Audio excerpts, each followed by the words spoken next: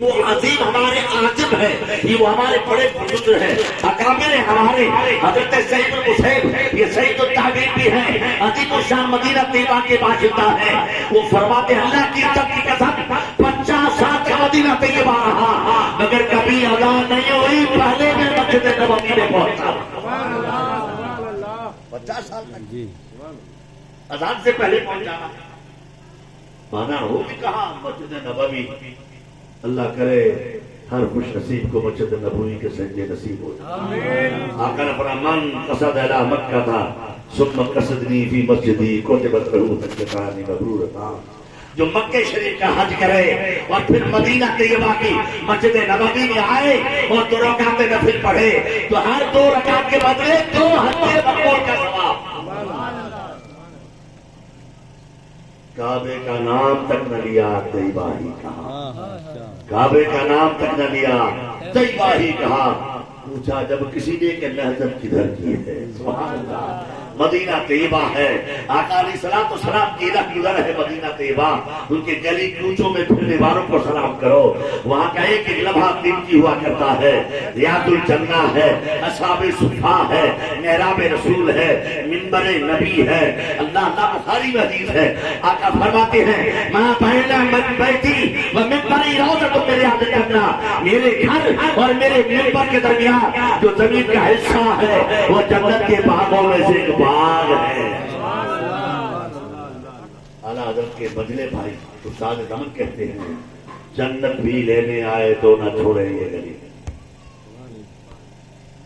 جنت بھی لینے آئے تو نہ چھوڑے یہ گلی، منہ پھیر بیٹھے ہم تیری دیوار کی طرف۔ سبحان اللہ، بڑی بات ہے۔ رحمت کیوں نہ ہو گنہگار کی طرف، فرماتے رحمت کیوں نہ ہو گنہگار کی طرف، رحمان خود ہے میرے طرفدار کی طرف۔ یہ شان ہے بزرگوں کی۔ میرے مشتاق دیوانوں، آپ دیوانگی پیدا کر کے تو دیکھو حال کیا ہے۔ آقا علیہ الصلوۃ والسلام خود تشریف لائیں گے اور فرمائیں گے دیکھتا کیا ہے، تیرے عمل وہاں پہ شروع ہوتے ہیں، اس سے پہلے تیری مقبولیت کے دروازے باب اجابت سے لگ جاتے ہیں۔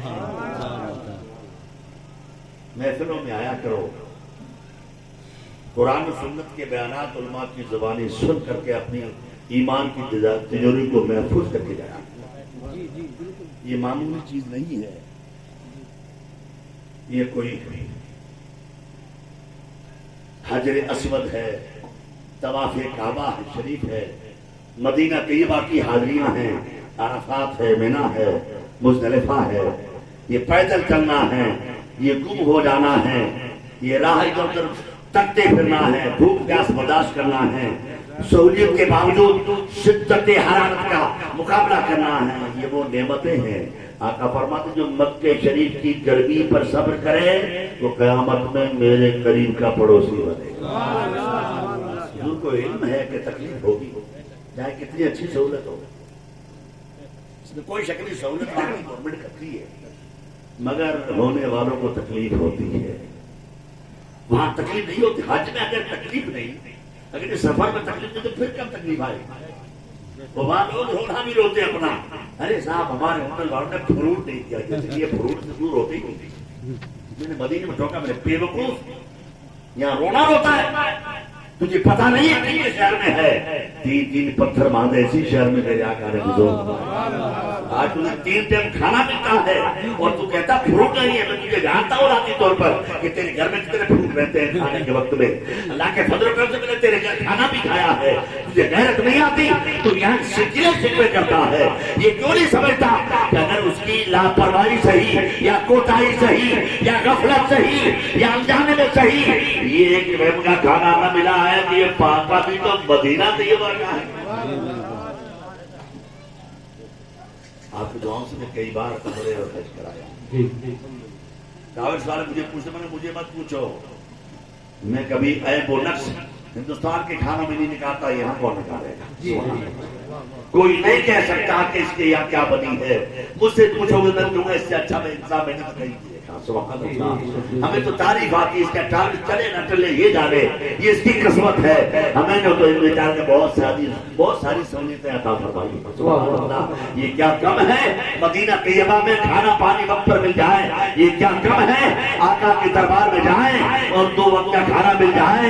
پیٹ پر 3 پتھر باندھ کر جس محبوب مکرم صلی اللہ علیہ وسلم نے اس مدینے میں بسر فرمائے ہیں وہ صحابہ کی زندگی دیکھو.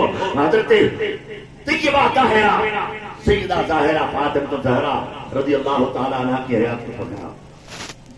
روایت میں آتا کہ حضور ایک بار ان کو تشریف لے گئے. عمران بن حسین صاحب تھے.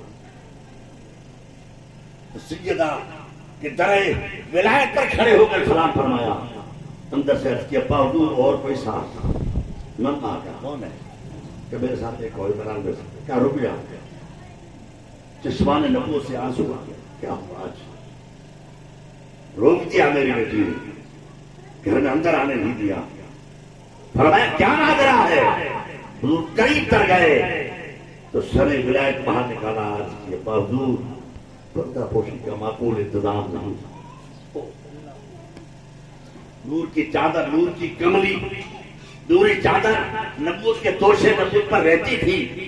فرمایا لے لو پردہ پوشی کا انتظام کر دو ہمیں اندر آنے کی اجازت دو. سبحان اللہ. سرکار مدینہ صلی اللہ علیہ وسلم اندر تشریف لے گئے اور اب سیدہ فاطمہ الزہرا رضی اللہ تعالیٰ عنہ کی جسم عطا پر کپ کپی ہے. فرمایا یہ کیا ماجرا ہے کہ بہادر کہنا تو نہیں تھا مگر جو دل کی باتیں جانتے ہیں جو پتھر کی باتیں بتانے تو انہیں سے کیا مخفی ہے. آج 7 وقت کا فاقہ ہے آپ کی بیٹی میں.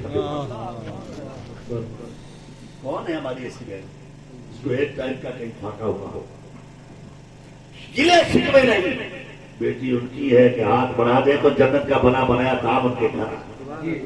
شہزادی ان کی ہے کہ وہ ارشاد فرما دیں تو وہ گلوا جن کے گھر کی چاہ کے لیے بے قرار نظر آتے ہیں. اور پاور اتنا اللہ نے دیا ہے کہ وہ اگر چاہ لیں تو پھر کھائے پھیری ہوتی رہے اور زندگی بھر کھانا نہ ملے تو اسے گزارا ہو جائے. شاہ مدار کا نام سنا کہ نہیں سنا؟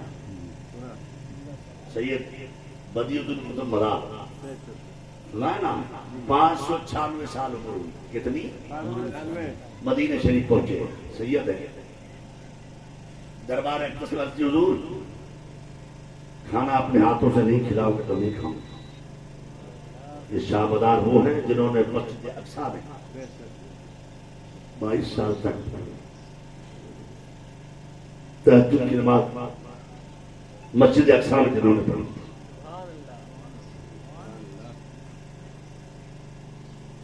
اور جب آپ چلتے تھے کعبہ شریف بیابان و صحرا میں شاہ مدار کو سلام کرنے آتا. حافظ قرآن عالم دین اتنا خدا کے خوف سے رونے والا. کہتے ہیں مسجد نبوی شریف آیا میں نے وہی مسجد نبوی میں رہنا شروع کیا تو کہتے ہیں میں نے کئی سالوں تک مسجد نبوی میں موت کے اندر اعتکاف میں بیٹھ کر رمضان کے غیر رمضان میں بیٹھ کر میں نے کئی بار ایک ایک نشست میں کتنی بار قرآن کریم کے 30 پارے ختم کیے. عبادت کر گئے لوگ. اور کہتے تھے میں جب ایام سکونت مدینہ طیبہ مدینہ شریف کے ٹھہرنے کے وقتوں میں رات کے لوگ جب اپنا اپنے بستروں کے قریب جاتے تو خدا کہتے ہیں دربار رسول میں مواد شریف میں کھڑے ہو کر الصلاۃ والسلام علیک یا سید الانبیاء والمرسلین کے ترانے عرض کرتا تو آواز آتی بیٹا بدیع الدین صبر کر رہا تو جو بیٹھا رہتا ہے خدا کے فرشتے تیرے ارد گرد خدا کے دربار میں تیری مباحثوں تیرے بارے میں فکر کرتا نظر آ رہا ہے. سبحان اللہ. انہوں نے عرض کی حضور کھلاؤ گے تو کھاؤں گا ورنہ نہیں کسی کے ہاتھ سے نہیں کھاؤں گا. مدینہ شریف میں پہناؤ گے تو پہنوں گا کسی کے سلا کپڑا نہیں پہنوں گا. کئی دنوں تک فاقہ کشی میں شاہ مدار رہے. کہتے پھر میرے نانا حضور خواب میں نہیں بیداری میں آتے ہیں. بڑی بات ہے تو بہت بڑی بادشاہ بتا تو بہت سینئر بزرگوں میں قاضی بستامی کے دور کے بزرگ ہیں. انہوں نے اللہ سے عرض کی مولا مجھے شیخ طریقت سے بیعت عطا فرما دے. رب نے فرمایا بدی الدین بیت المقدس چلا جا, وہاں میرا تقوی بندہ قاضی بستامی بیٹھا ہے, وہ تیرا شیخ طریقت بن گیا. وہاں گئے تو بات سارے صوفیاء تھے, سارے اولیاء اللہ. بایزید بستامی کون؟ بایزید بستامی بتا دوں میں مختصر تفصیل البیان کا ایک حوالہ. ابو حسن خرقانی کے یہاں محمود پہنچا تھا تو کہا حضرت بایزید بستامی کیسے تھے جو آپ کے پیر و مرشد ہیں؟ کہا ان کی کیا بات کرنا, اتنے کامل شخص تھے کہ کوئی غیر مسلم ان کو دیکھتا نبی کا کلمہ پڑھنے کا. آگے تو وہ محمود تھا, اس نے کہا نبی پاک کو غیر مسلموں نے کئی بار دیکھا, کلمہ پڑھا نہیں, اور بایزید بستامی کو دیکھ کے کلمہ پڑھ لے. کہا دیکھا نہیں, جس نے دیکھا تو کلمہ پڑھا.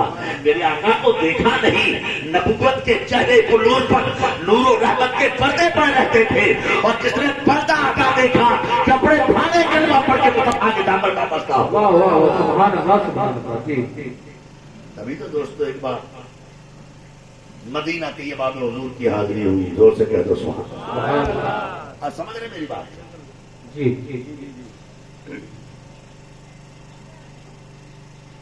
دور تھا سلیمان بن عبد الملک کا, یہ بہت بڑا بادشاہ گزرا ہے. وہ اپنے بیٹوں سے حج کے مسائل بولے پڑا. اس نے کہا آپ لوگ مجھے روئے زمین میں ایسا عالم بتاؤ جس عالم سے بحث کروں گا اور مسائل حج کے پوچھوں گا. خود عالم تھا. ان کا کوئی ایسا نہیں ہے, ایک ایسا عالم دین ہے جس کو عطا بن ابی ربا کہتے ہیں, مکہ معظمہ میں وہ کعبہ شریف کے قریب مجاور بنے ہوئے ہیں. وہی ایسے عالم ربانی ہیں جو تیرے مسائل کا حل فرمانے. سلیمان عبد الملک آیا, یہ تفسیر کی بات کر رہا ہوں, علماء جانتے جو اہل علم ہے مطالعہ کرتے. مکہ شریف آئے, کعبہ شریف کے سامنے ہزاروں کا مجمع لائنوں میں کھڑا ہے, ان سے مسائل پوچھنے کے لیے لائن میں کھڑا ہے. نمبر آئے, یہ اپنا واٹر دکھانے کے لیے اچھا تھا, جو بھی قریب آنے لگا فرمایا خود بتانے کے یہاں سلیمان آپ کے مالک اپنے جگہ پر رہو. آتا ہے بڑبڑاتا آگے, یہاں تو جواب اس کو ملے گا جو لہن سر لہن آنا چاہے. خود رہا فرمایا لا تقت بالناس فإن اللہ سبقوں کا لحاظ رکھا. بولو بھائی سبحان اللہ سبحان اللہ. یہ جو آپ کے سامنے میں مطالعہ رکھ رہا ہوں, اہل علم جانتے کتنی محنت سے رکھا پڑا. جی جی جی متن کے ساتھ مطالعہ کتنی محنت کرنی پڑتی. میں عربی نسل کا نہیں ہوں, دیہات آپ کے گاؤں جیسے اس گاؤں کا رہنے والا. میں تو شہری نہیں ہوں, دیہات ہے. وہ بھی دیہات میں بھی الگ اپنی جانی ہے, وہاں رہتے ہیں. اور یاد رکھیں بادشاہ وقت کو فرمایا ٹھہر جا, یہ کعبہ معظمہ ہے, مسائل دنیا سے واقفیت چاہیے, لائن میں کھڑے رہو. اور یہ کون ہے؟ حضرت ابن جریج بہت بڑے محدث گزرے ہیں. اور امام اعظم سے پوچھا گیا عطا بن ابی ربا کون ہے, تو حضرت امام اعظم فرماتے ہیں اللہ کی عزت کی قسم میری نظر میں اس سے افضل کوئی ان کے زمانے میں دیکھا ہی نہیں. واہ واہ واہ سبحان اللہ سبحان اللہ. بہت لگا دی امام اعظم نے. جی جی جی. اور امام اعظم ہر نماز کے بعد دعا کرتے اللہم اغفر لعطا بن ابی ربا, اللہم اغفر لعطا بن ابی ربا. اے اللہ عطا بن ابی ربا کو بخش دے, عطا بن ابی ربا کو بخش دے. ان کے شہزادے کہتے ہیں تو کیا معاملہ ہے, عطا بن ابی ربا کون ہے؟ ہر نماز آپ کی بخشش کے مستحق ہوتے ہیں. فرمایا بیٹا ایک بار امام ابو حنیفہ نے ان کے پاس پڑھا ہے